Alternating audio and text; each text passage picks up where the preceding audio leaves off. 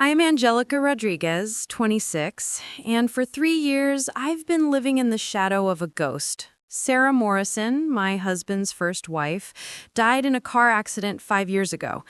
But she might as well be sitting at every family dinner, judging my cooking and finding it lacking. Before we jump back in, tell us where you're tuning in from. And if this story touches you, make sure you're subscribed, because tomorrow I've saved something extra special for you.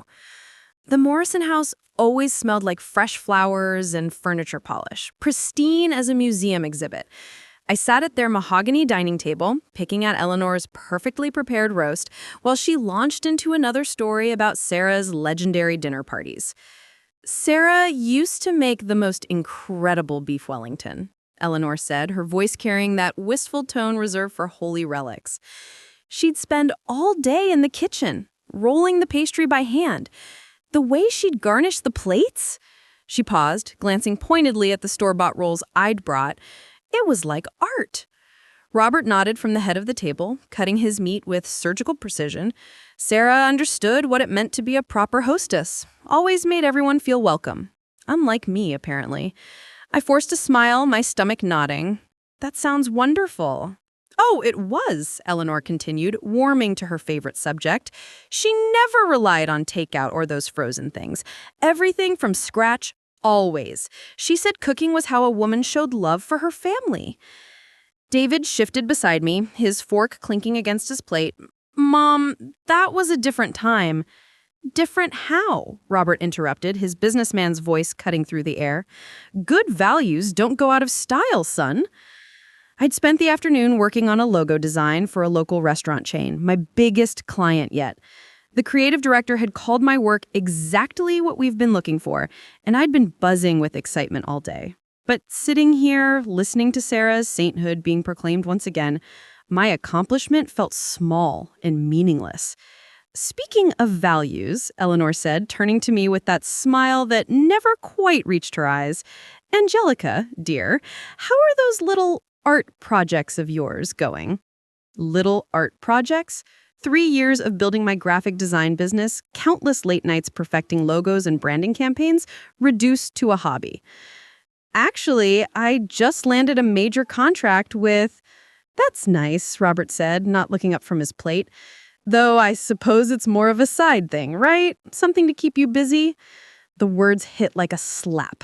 David's hand found mine under the table, squeezing gently, but he didn't speak up. He never did. Sarah was always so focused on home, Eleanor said, her eyes fixed on me. She understood that a woman's real success comes from supporting her husband and building a family, not chasing these career distractions. I swallowed hard, my throat tight. I love what I do. Design is, I am sure it's fun, Eleanor waved dismissively, but surely you can see how it might be limiting for a marriage, I mean.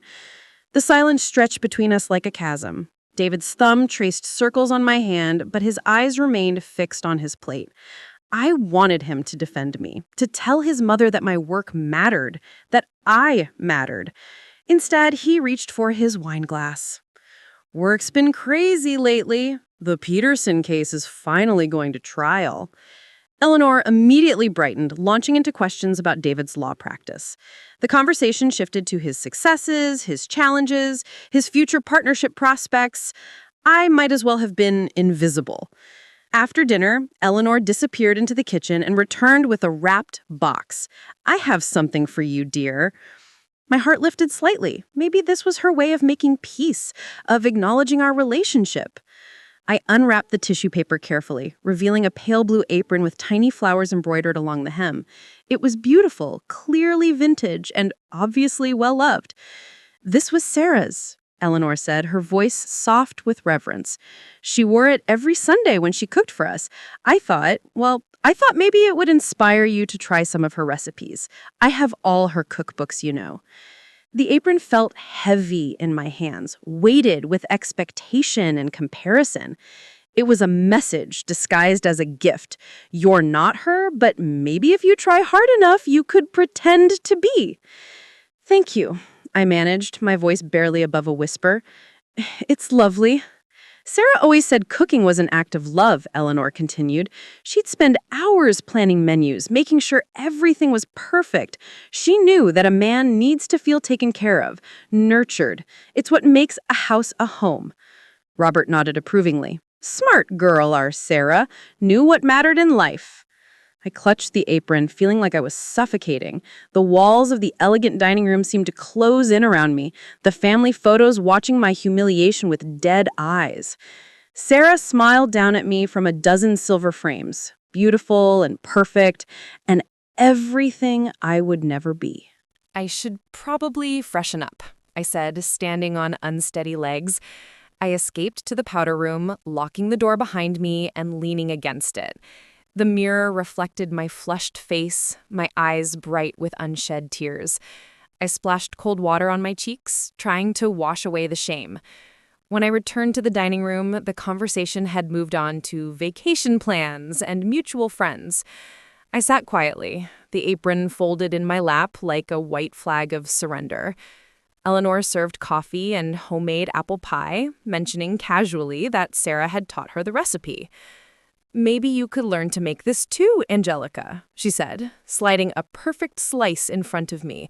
I'd be happy to show you Sarah's techniques. I nodded mutely, taking a bite of pie that tasted like sawdust in my mouth. Around the table, the Morrison family chatted about their plans and memories, and I felt myself disappearing bit by bit, becoming a shadow of a shadow.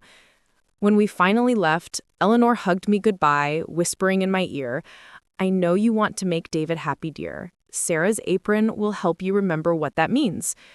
I walked to our car in silence, the apron clutched in my hands like evidence of my inadequacy. David climbed into the driver's seat, starting the engine without a word.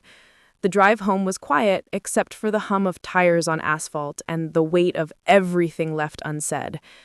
As we pulled into our driveway, I stared at our modest townhouse, so different from the Morrison estate with its manicured gardens and inherited elegance.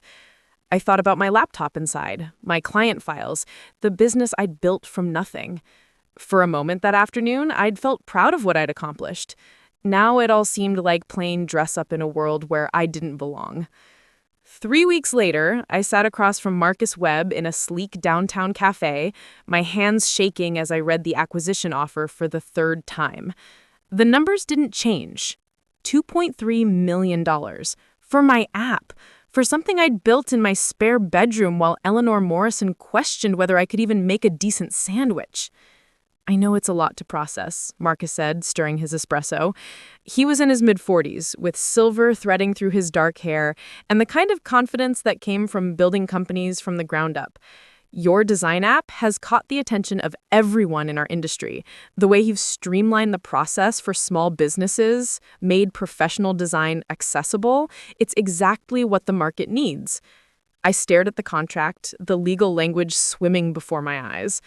I can't believe this is real. Believe it, Marcus smiled. You've built something special, Angelica. Companies like yours are the future of tech. You're solving real problems for real people. My phone buzzed with a text from Jessica. Tell me everything. I'm dying here. I excused myself and called her, stepping outside into the cool afternoon air. Jess, it's happening. The acquisition. Oh my God, Jessica's voice exploded through the phone. I told you, I've been telling you for months that your app was revolutionary. But did you listen? No, you were too busy worrying about what David's mother thought of your pot roast. I laughed, feeling lighter than I had in weeks.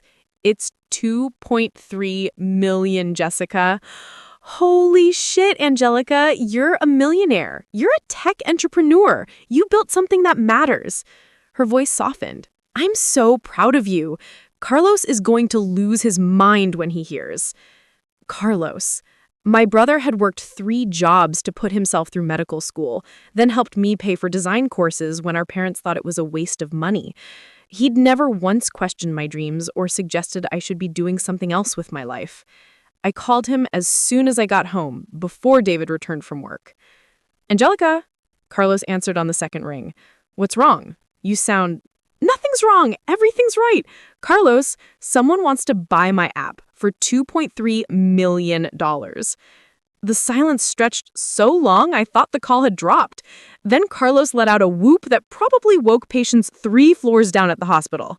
Are you kidding me? My little sister is a tech mogul. Mama is going to faint. Papa's going to cry. I'm going to cry. This is incredible. His joy was infectious, pure and uncomplicated by expectations or comparisons. I can't believe it's real. I can, he said. You've been building towards this for years. Remember when you redesigned the restaurant's menu boards for free just to build your portfolio? Or when you stayed up all night teaching yourself coding so you could build the app yourself? This isn't luck, Angelica. This is you being brilliant. When David came home, I was sitting at our kitchen table with the contract spread out in front of me, Marcus's business card weighted down by my coffee mug. I'd been staring at the numbers, trying to process what this meant for our future. You look like you've seen a ghost, David said, loosening his tie. Better than a ghost, I said, grinning up at him. Sit down. I have news. His expression shifted from tired to concerned. Everything okay? I pushed the contract toward him. Marcus Webb, the tech investor I told you about, he wants to acquire my app. David picked up the papers, his eyes scanning the first page. When he reached the offer amount, his mouth fell open. Angelica, this is incredible. It's real, right? I'm not hallucinating? He stood up, pulling me into his arms and spinning me around our tiny kitchen. You did it! You actually did it! I knew your app was good, but this... We could pay off the student loans, I said, breathless with possibility. We could buy a house, a real house, not just this rental. We could travel. I could start my own consultancy, maybe help other small businesses. Whoa, slow down, David laughed, but something in his expression had shifted. We should probably tell my parents. They'll want to hear about this. A cold feeling settled in my stomach. Will they? Of course they will. This is huge news.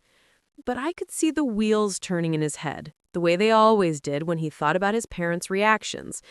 Maybe we should keep it quiet for now, just until we figure out all the details. Why would we keep it quiet? You should be proud of this. I should be, but 3 years of living in Sarah's shadow had taught me that my achievements were always somehow wrong, ill-timed or inappropriate. Still, looking at the contract, at the validation of years of work, I felt a surge of hope. You're right, I said. This is worth celebrating. That night, I stayed up redesigning our future. I made lists of possibilities, sketched out business plans, researched consultancy models. For the first time in years, I let myself dream big, beyond the confines of what was expected or appropriate for David Morrison's wife. I pictured a home office with natural light, client meetings where I was the expert they sought out, maybe even speaking at design conferences. I imagined a life where my success wasn't minimized or dismissed, where my ambition wasn't treated like a character flaw. The money would give us freedom, but more than that, it would give me validation. Marcus Webb believed in what I'd built. Jessica and Carlos believed in me. Maybe it was time I started believing in myself. As I finally closed my laptop and headed to bed, I made a decision. Sunday dinner at the Morrison house was in 3 days. For once, I wouldn't sit quietly while they dismissed my work as a hobby. I would walk in there with my head high and share my success like any other family member would. After all, how could they minimize a $2.3 million acquisition? Sunday dinner at the Morrison house felt different this time. I sat straighter in my chair, the acquisition contract safely stored at home, but its confidence radiating through me. I'd rehearsed my announcement all week, imagining Eleanor's surprised congratulations, Robert's grudging respect for my business acumen. You seem chipper today, Angelica, Eleanor observed, serving her famous pot roast with surgical precision. Did you finish one of your little design projects? This was it. My moment. Actually, I have some news to share. I set down my fork, my voice steady and clear.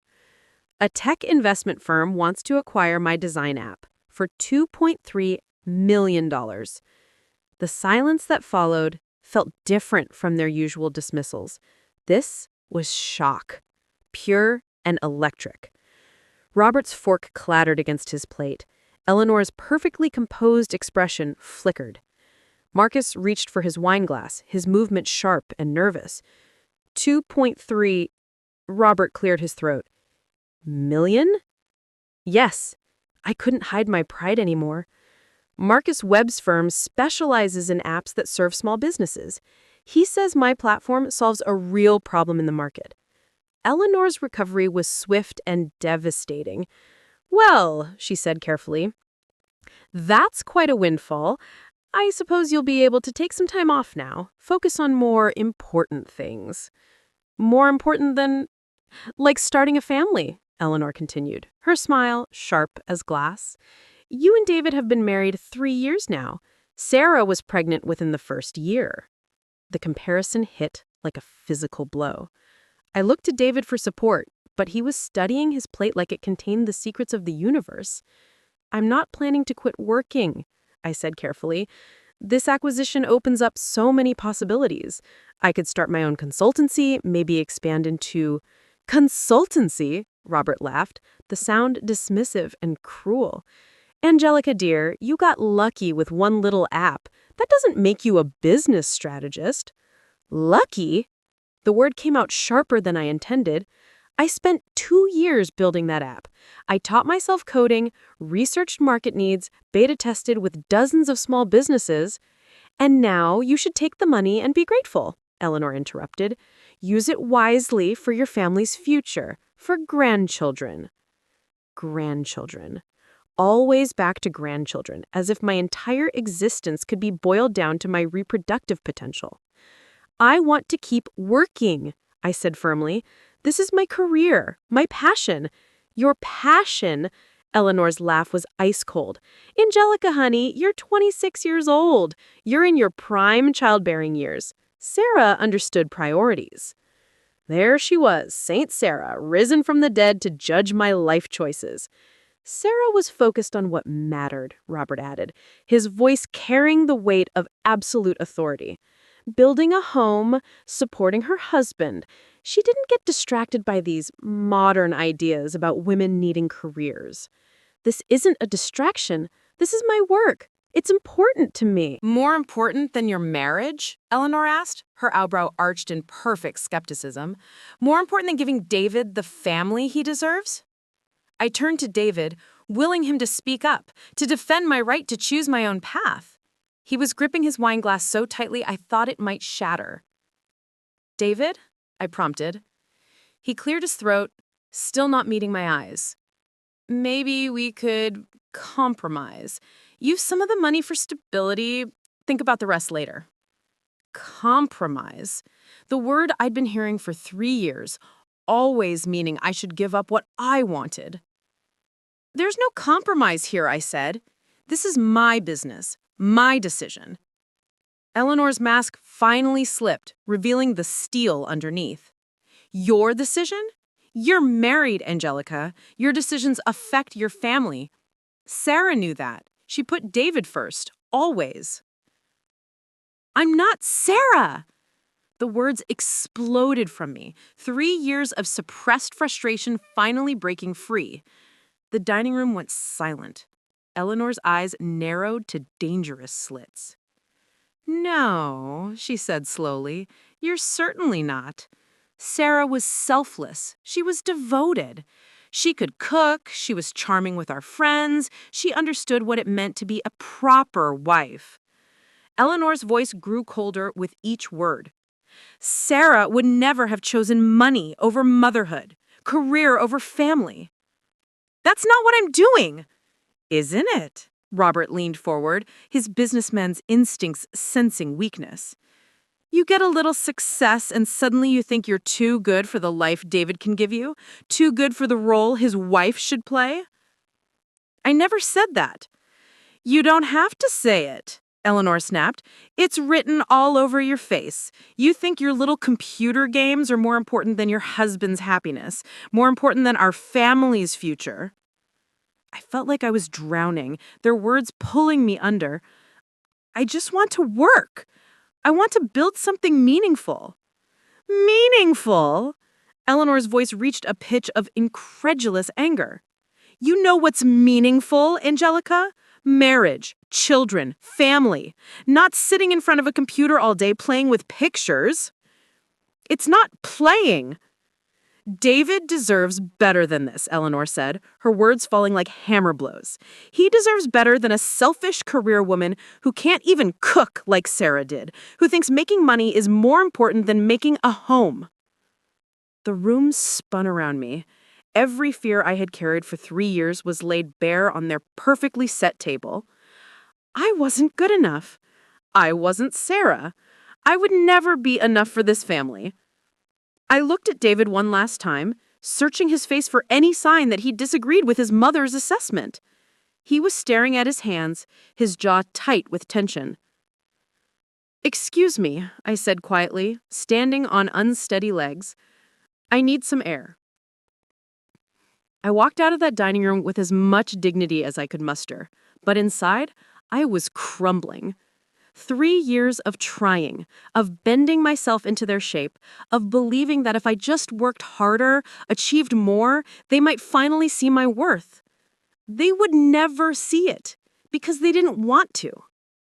I left my untouched plate on the table and walked out into the cool evening air, my hands shaking as I fumbled for my car keys.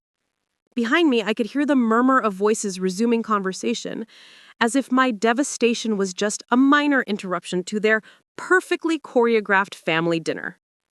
I drove home in silence, Eleanor's words echoing in my head. David deserves better than a selfish career woman who can't even cook like Sarah did. Maybe she was right. Maybe David did deserve better. Maybe it was time to give him exactly what they all wanted.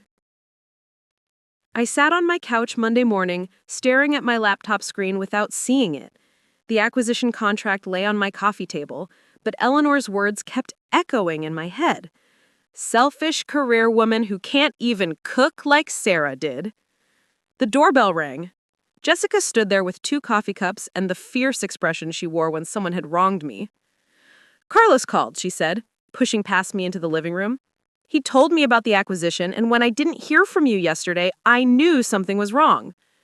I collapsed back on the couch. They crushed it, Jess. $2.3 million, and all Eleanor could talk about was grandchildren. Jessica sat beside me, her lawyer instincts kicking in. "Tell me exactly what they said." I recounted the dinner, watching Jessica's expression grow darker with each detail. When she finished, she was quiet for a long moment. "Angelica, that family is toxic. They have been systematically destroying your confidence for 3 years." "But maybe they're right. Maybe I am being selfish." "Stop." Jessica's voice cut through my spiral. "You built something incredible. You solved real problems for real people. That matters. You matter." My phone buzzed. Carlos. "Hermana, I've been thinking about yesterday. How did the Morrisons react to your news?" I gave him the shortened version, trying to minimize the sting. "They said what?" Carlos's voice went dangerously quiet. "Angelica, I have watched that family change you. 3 years ago, you were fearless. You took risks, you believed in yourself. Now you apologize for existing. It's not that bad, isn't it? When's the last time you talked about your dreams without qualifying them? When's the last time David defended you?" The question hung in the air like smoke. When was the last time? That afternoon, I met Marcus Webb at his downtown office to discuss the acquisition details. His corner office overlooked the harbor, all glass and modern lines. "You seem different today," he observed. "Everything all right?" I found myself telling him about the dinner, about the family's reaction. Marcus listened without interrupting. "Want to know something?" he said when I finished. "When I started my first company, my father told me I was wasting my business degree on computer nonsense. Said I should get a real job, settle down, stop embarrassing the family. What did you do?" I proved him wrong.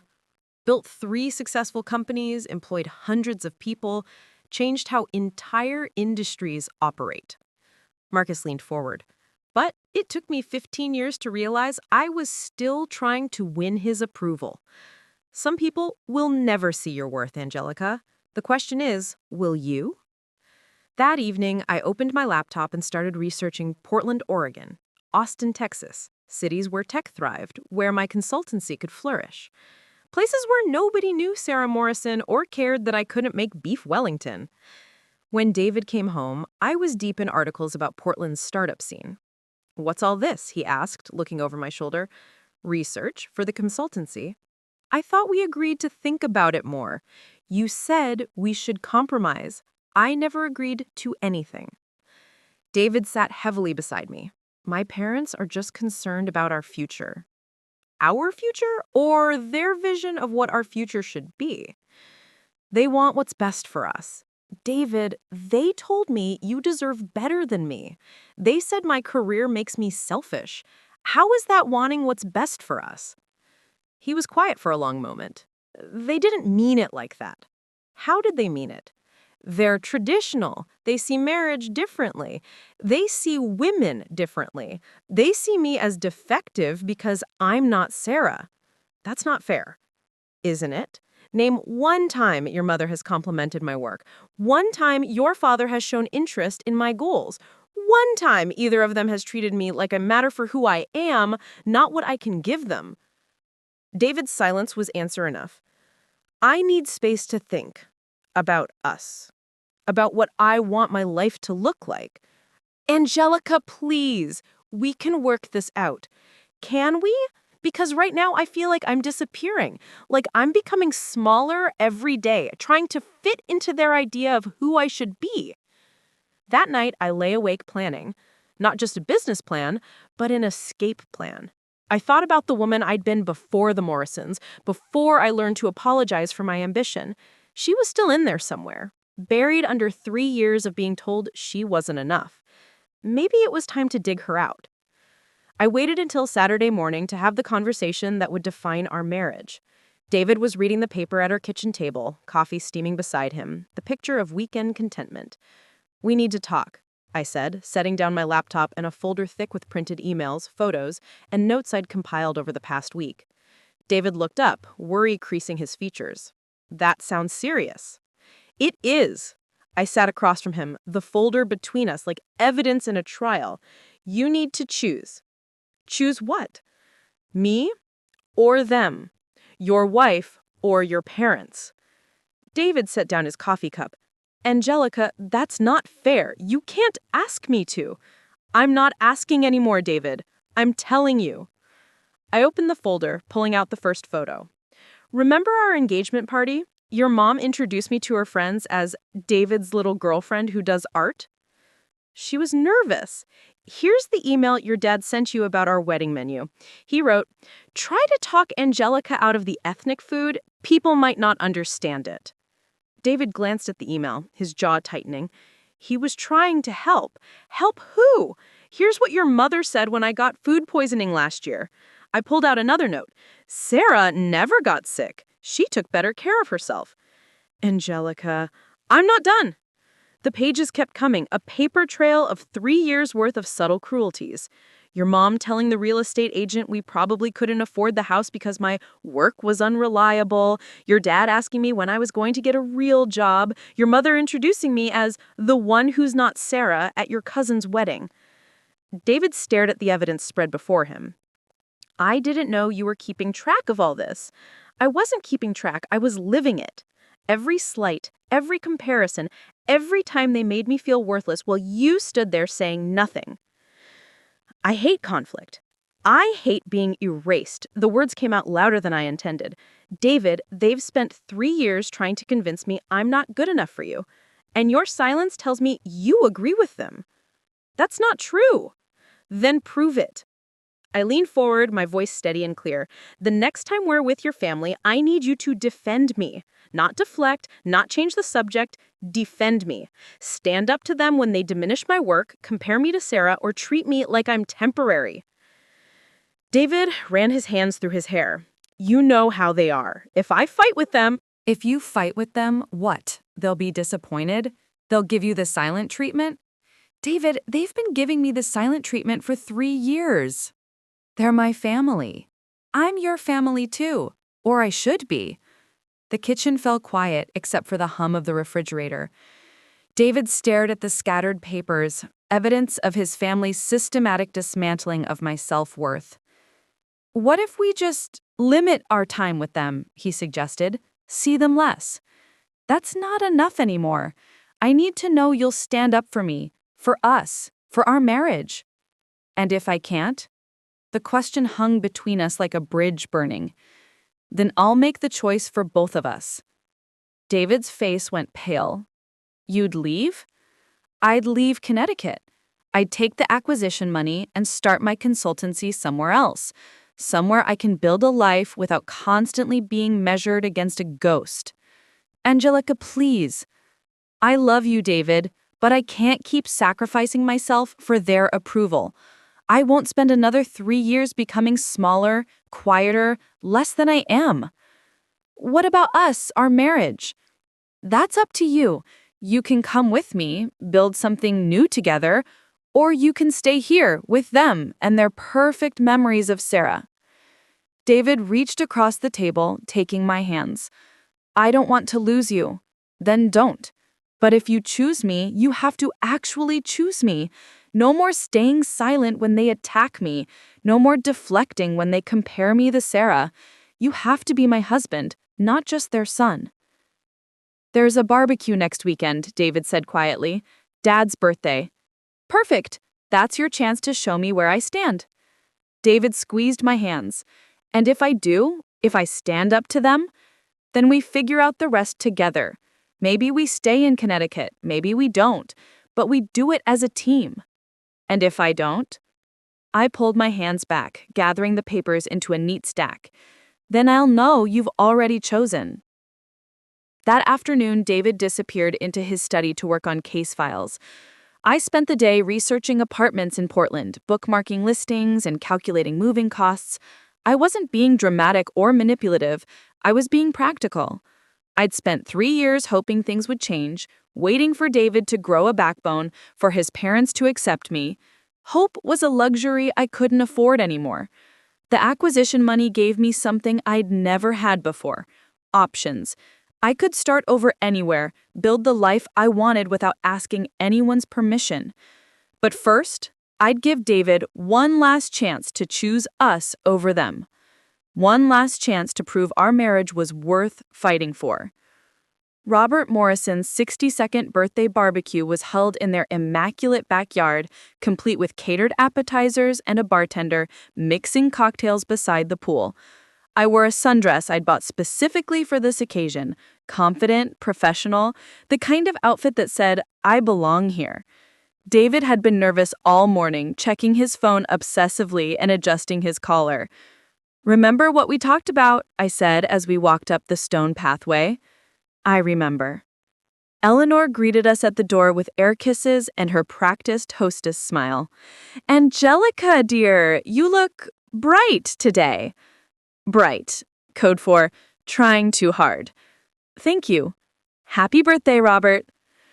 The party was in full swing, David's extended family and his parents' social circle mingling on the terrace. I'd most of these people before, but always felt like an outsider looking in, the temporary wife who didn't quite fit in. Angelica, Robert's voice boomed across the patio, come settle a debate. Margaret here was asking about your little computer thing. I approached the group of Robert's golf buddies and their wives, David trailing behind me. Margaret smiled politely. I heard you sold some kind of app. That's fascinating. My granddaughter is always on her phone with those things. Yes, I built a design app for small businesses. It helps them create professional marketing materials without hiring expensive agencies. How clever! Like a hobby that paid off. It's actually my career, I corrected gently. I've been running my own design business for 5 years. Robert chuckled. Well, it's nice to have little projects to keep busy. Sarah used to do volunteer work at the hospital, kept her occupied. And there it was, the inevitable comparison. My work isn't about keeping busy, I said, my voice steady. I solve real problems for business owners who can't afford traditional design services. Of course, dear. Eleanor appeared at my elbow. Though I imagine with your recent windfall, you'll finally have time to focus on family matters.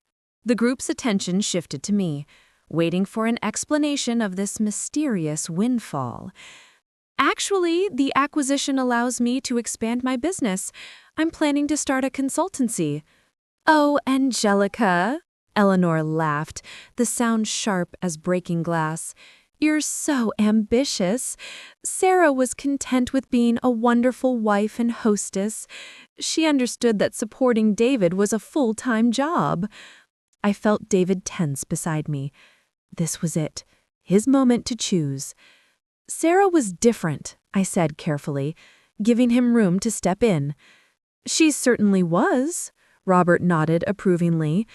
Never got distracted by these modern ideas about women needing careers. She knew what mattered. The circle of faces looked between Eleanor and me, sensing tension. David cleared his throat. Mom, maybe we could...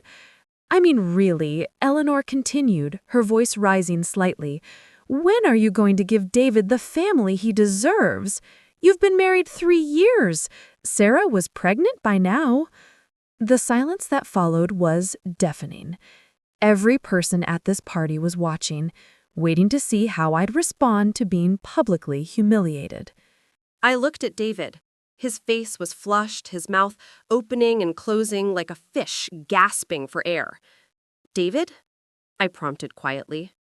Let's not do this here, he said, his voice barely above a whisper. Do what here? Eleanor asked innocently. I'm just concerned about my son's happiness. Maybe we could all just get along, David said desperately. It's Dad's birthday. Let's keep things light. And there it was. When forced to choose between defending his wife and keeping peace with his parents, David chose peace. Eleanor's smile was triumphant. Of course, dear, Angelica understands family comes first. Actually, I said, setting down my untouched drink, I think I understand perfectly now. I walked away from the group, away from their satisfied expressions and David's panicked face. I kept walking until I reached the front of the house, pulling out my phone to call an Uber. Angelica, wait! David caught up to me as I reached the street. For what? For you to find another excuse not to defend me? That wasn't the right time. When is the right time, David? When your mother compares me to Sarah for the 100th time? When your father dismisses my career as a hobby? When they humiliate me in front of your entire family?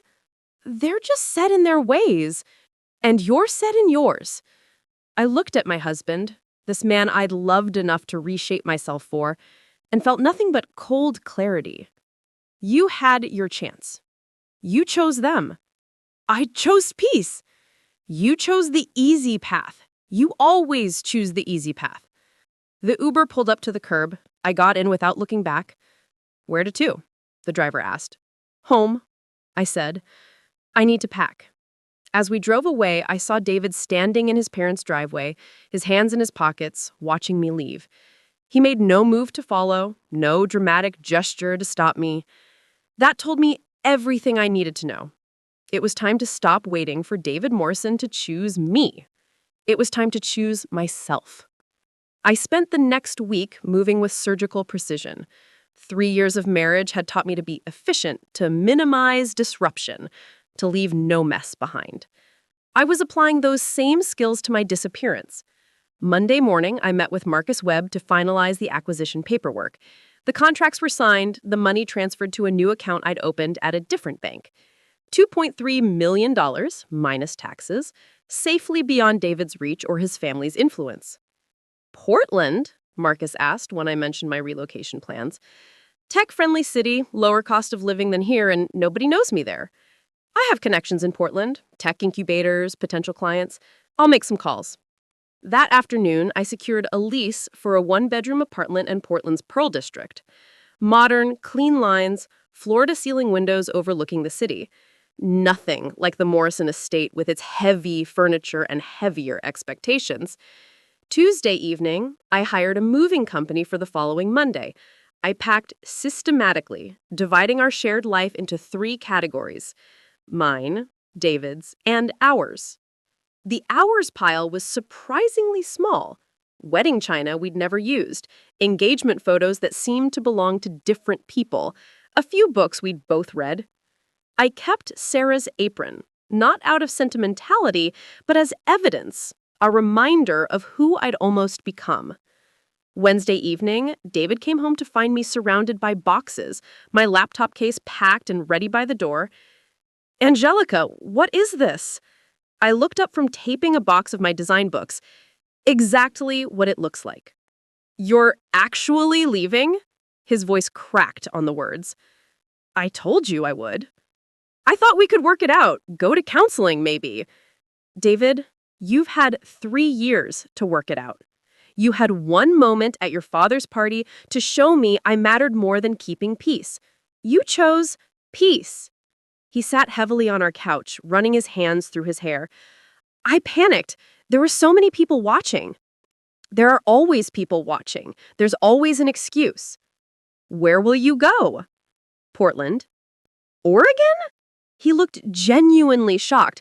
"That's across the country." "That's the point." He stood up, pacing to the window. "This is insane. You're throwing away our marriage over one bad evening?" "One bad evening?" I set down the tape dispenser.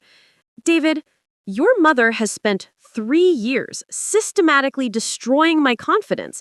Your father dismisses everything I've accomplished, and you stand there, silent, while they compare me to a dead woman? They're family. I'm family too. Or I should be. Sarah's been gone for 5 years. They're still grieving." "They're not grieving, David. They're weaponizing her memory against me, and you let them." The apartment fell quiet except for the sound of traffic outside. David stared at the boxes, at the evidence of my determination. "What if I came with you?" The question hung between us like a lifeline thrown too late. "Do you want to?" "I don't know. Maybe. This is all happening so fast." "It's been happening for 3 years. You just haven't been paying attention." "My law practice is here. My family." "Your family made their position clear. I'm not welcome. I'm not enough. I'm not Sarah." No, David. I can't be happy here. Every Sunday dinner, every family gathering, every time your mother mentions grandchildren or your father dismisses my work, I die a little more. They could change. They won't change. And more importantly, you won't make them change. I pulled out a plane ticket from my laptop case. I fly out Sunday. You have until then to decide. Decide what? Whether you're coming with me or staying here. Whether you want a marriage or you want to be your parents' son. That's not fair. Life isn't fair, David, but it can be honest. He picked up one of the packed boxes, reading my careful labeling. Kitchen supplies. Angelica. Everything sorted, categorized, divided. You're really doing this. I'm really doing this. And if I can't decide, if I need more time, then you've already decided. That night, David slept in the guest room. I lay in our bed, surrounded by half-packed belongings, feeling later than I had in years. For the first time in our marriage, I wasn't waiting for his permission or approval. I wasn't trying to earn his family's acceptance. I was choosing myself. Friday brought a series of phone calls. David's sister Rachel called, her voice careful and measured. "David told me you're leaving." "I am." "Because of the party?" "Because of everything." A long pause. "I'm sorry about how they treat you. I've wanted to say something, but you chose silence too." "I guess I did." Rachel's voice was small. "For what it's worth, I think you're right to go." Eleanor never called. Neither did Robert. Sunday morning arrived, gray and drizzling. Appropriate weather for endings. David sat at our kitchen table, still in his pajamas, staring at coffee that had gone cold. "I can't do it," he said without looking up. "Can't do what?" "Leave them. Cut them off. Start over." I nodded, feeling strangely calm. "I know. I love you, Angelica. I do. I know that too. But they're my family. They raised me, supported me. And I'm just the woman you married. That's not what I meant." "It's exactly what you meant." My Uber arrived at noon. David helped carry my suitcases to the car, his movements mechanical and defeated. "Will you call?" "When I'm ready." "Will you ever forgive me?" I looked at this man I'd loved enough to lose myself for, and felt something break free in my chest. I already have. The car pulled away from our townhouse, from 3 years of trying to be someone I wasn't, from a marriage that had slowly suffocated everything vital in me. I didn't look back. David spent the first week after Angelica left in a haze of denial and scotch. He called in sick to work, ordered takeout, and avoided his parents' increasingly frantic phone calls.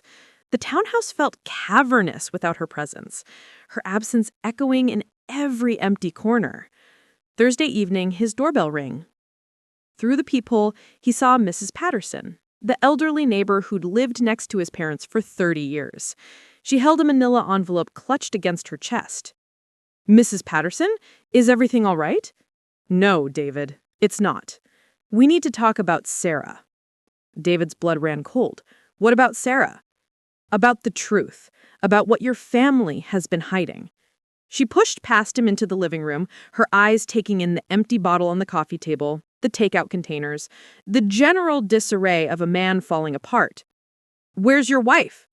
"She left. Monday." Mrs. Patterson nodded grimly. I thought she might. Just like Sarah planned to. "What are you talking about?" Mrs. Patterson sat heavily on the couch, the envelope still pressed to her chest. "Sarah came to see me 2 weeks before she died, David. She was pregnant. Did you know that?" "That's impossible. We'd only been married 2 years. She would have told me." "She was going to. But first, she wanted to tell me something else." Mrs. Patterson's eyes were sad but determined. "She was leaving you." "No." David shook his head. "No, that's not true. Sarah loved me. We were happy." "Were you?" Mrs. Patterson opened the envelope with shaking hands. "She gave me these to keep safe. Said, if anything happened to her, I should give them to you someday. I've been waiting 5 years for the right moment." She pulled out a leather journal, its pages soft with handling, and a stack of letters tied with a blue ribbon. "What are these?" "Sarah's words. Her real feelings about your marriage, your family, your mother's expectations." David's hands trembled as he opened the journal to a random page. Sarah's familiar handwriting filled the lines.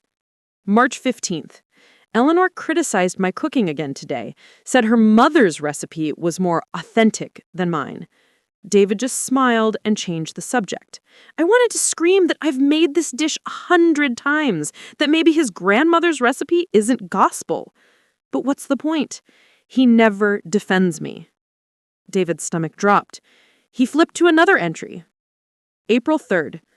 Robert asked me again when I'm planning to quit my job at the hospital. "Sarah, honey, you don't need to work anymore. David makes plenty." As if my career is just a hobby to pass time. As if helping sick children doesn't matter because David's law practice exists. Another page. May 20th. I'm pregnant. I should be happy. But all I can think about is how this baby will trap me here forever. Eleanor already has opinions about nursery colors and baby names. She's planning my child's life before I've even processed that I'm going to be a mother. I feel like I'm disappearing. "This can't be real," David whispered. Mrs. Patterson untied the ribbon around the letters. "She wrote these but never sent them. Read this one." The letter was addressed to David but never delivered. "My darling husband, I need you to know that I'm not the perfect wife your family thinks I am. I'm not even happy.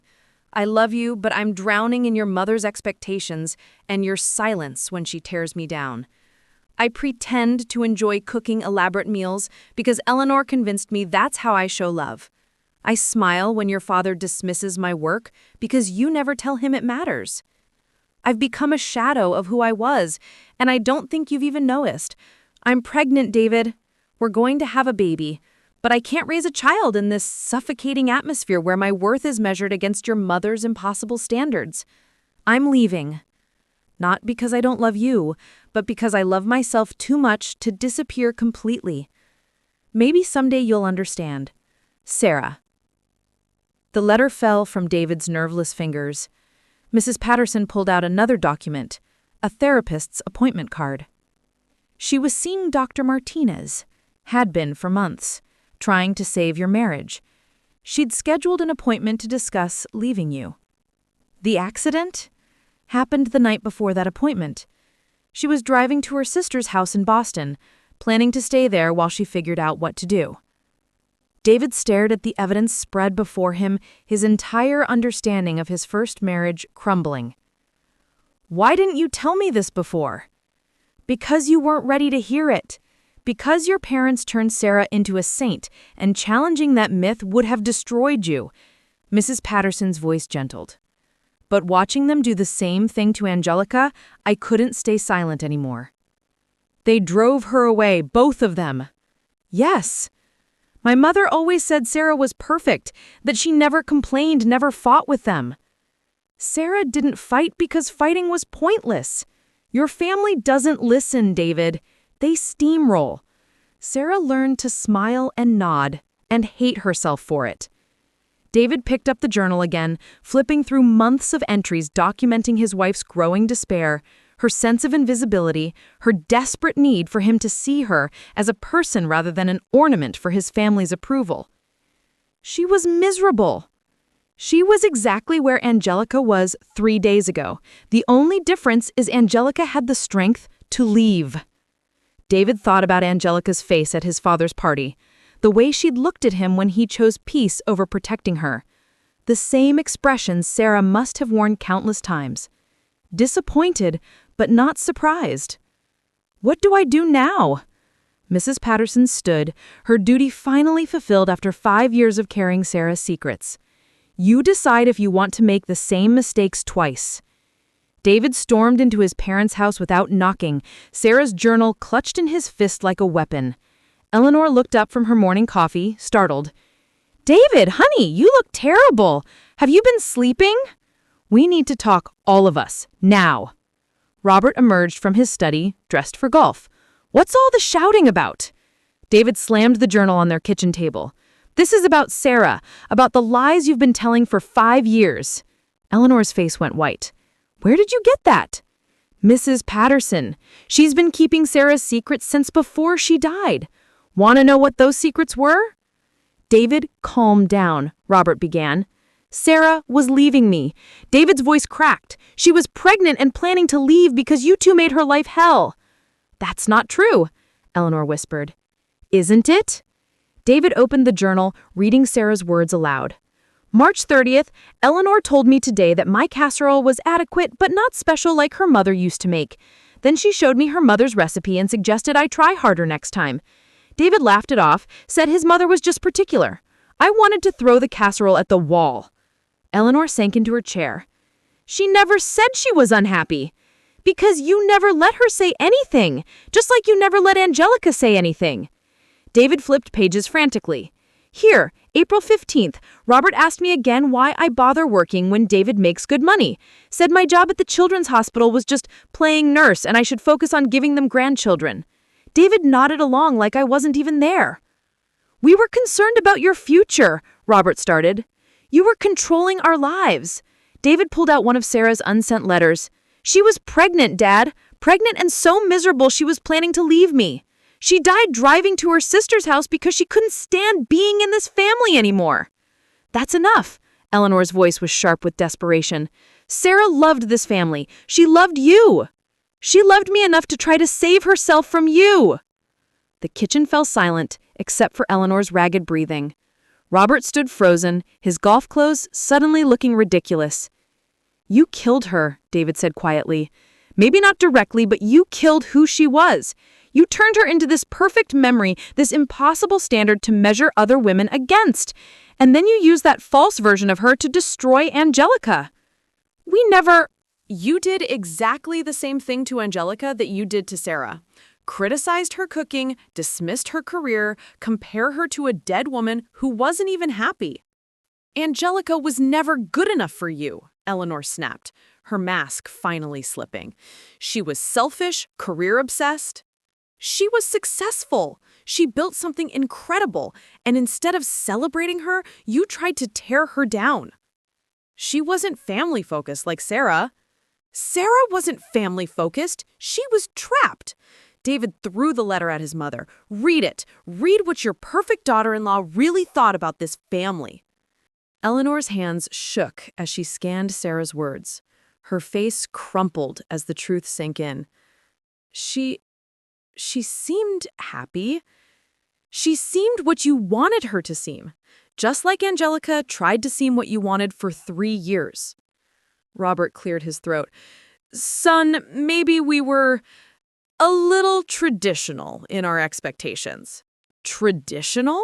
David laughed bitterly. You bullied 2 women into silence. You made them feel worthless for having ambitions beyond serving this family. We wanted what was best. You wanted control. You wanted daughters-in-law who would smile and nod and never challenge your outdated ideas about women. Eleanor was crying now. Sarah's journal open in front of her. I thought I was helping, teaching them how to be good wives. You were teaching them to hate themselves.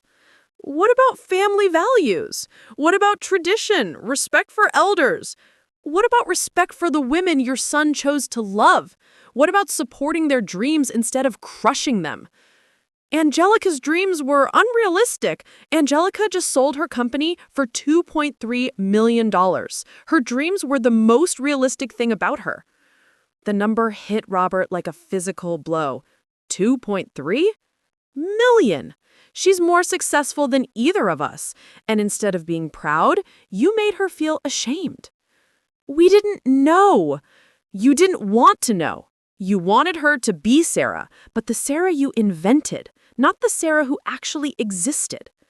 David picked up the journal, cradling it carefully. Sarah died planning to leave me because I was too much of a coward to stand up to you. Angelica left because I'm still too much of a coward. What are you saying? Robert asked. I'm saying I'm done. Done with your expectations, your control, your toxic version of family. I'm going to Portland. David, please, Eleanor reached for him. Don't. He stepped back. You had 2 chances to accept the women I loved. You destroyed both of them. I won't give you a third. You're our son. Then you should have acted like Angelica was your daughter. David walked toward the door, then turned back one last time. Sarah's buried in Riverside Cemetery. If you want to honor her memory, stop using it as a weapon. Learn from what you did to her. Learn from what you did to Angelica. Where are you going? Eleanor called after him. To try to fix what you broke, if it's not too late. David left his parents sitting in their perfect kitchen, surrounded by the shattered remains of their perfect family myths. For the first time in his life, he was choosing love over peace. He just hoped he wasn't too late. 6 months later, I stood in my Portland apartment's kitchen, sunlight streaming through floor-to-ceiling windows as I prepared coffee for my brother Carlos. He'd flown in to see my new life, and his proud smile as he toured my space made my chest warm. This is incredible, Hermana, he said, admiring the view of the Willamette River. You look free. I was. My consultancy had taken off beyond my wildest expectations. Marcus Webb's connections had led to 3 major clients, and word of mouth brought in small businesses hungry for authentic design. I worked from home most days, but I'd rented a small office downtown for client meetings and collaboration sessions. How's therapy going? Carlos asked, settling into my breakfast nook. Hard? Good? Dr. Chen is helping me recognize how much of myself I lost trying to please people who were never going to be pleased. I'm learning to trust my instincts again. My phone buzzed with a text from Jessica. Rachel Morrison called me. David's in town and wants to see you. Are you ready for that? Carlos noticed my expression. What is it? David's here, in Portland. I knew this day would come. 2 months ago, Rachel had reached out through Jessica, sharing what had happened after I left. David's confrontation with his parents, the truth about Sarah, his decision to follow me west. He'd been staying in a hotel for a week, giving me space while he found an apartment and a job with a local law firm. How do you feel about seeing him? Nervous? Angry? Hopeful? Terrified? I laughed at the contradiction. All at once. That evening, David knocked on my door. He looked different, thinner, more serious, but also somehow lighter. The constant tension he'd carried around his family was gone. Hi, he said simply. Hi. We stood in my doorway, 3,000 miles and 6 months of growth between us. Can we talk? I led him to my living room, noting how he took in the space, my art on the walls, my design awards displayed proudly, the life I'd built without him. I read Sarah's journal, he said without preamble. Mrs. Patterson gave it to me after you left.